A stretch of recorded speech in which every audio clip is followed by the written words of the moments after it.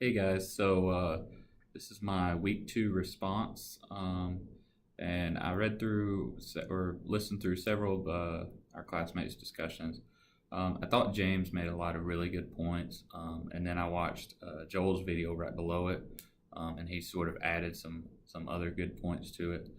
And I thought I chose James's video because I thought you made a lot of similar points to what I made in my initial discussion where in sports today, an emphasis towards winning, a good way to reach that in a financially efficient way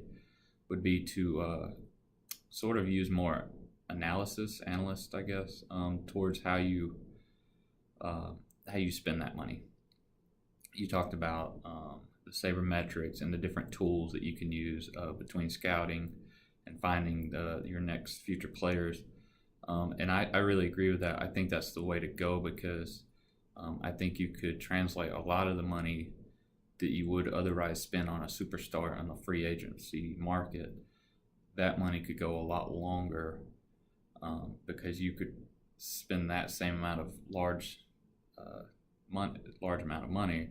You could spend that on three times as much scouting and potentially get two to three guys who in the future could be that good, and they could come up through your own system, whether that be for baseball coming up through your farm system, or as a NFL if you just get the right guys out of college through the draft, which is difficult because you may only have two to three good shots a year. With the draft is a lot more limited in football. But yeah, I really think that's the way to go because, and I sort of used the phrase in my video, it's not as much sort of reducing the amount of spending that you're doing because I don't think in today's economy and today's sports world, I don't think a lot of teams are going to start cutting what they spend. But what you could do is you can make what you already spend go further. And I think that would be a positive for a lot of organizations today if what they're already spending, because it's always going to go up each year with inflation, what you're going to spend is going to have to go up. So if you could maximize the amount you're currently spending to where it already does more than what it normally does,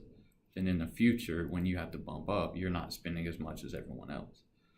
And if you invest that money in the right areas, then in the future it could pay off, such as having young draft picks come up and become your superstars that you don't have to go out and buy like other teams do.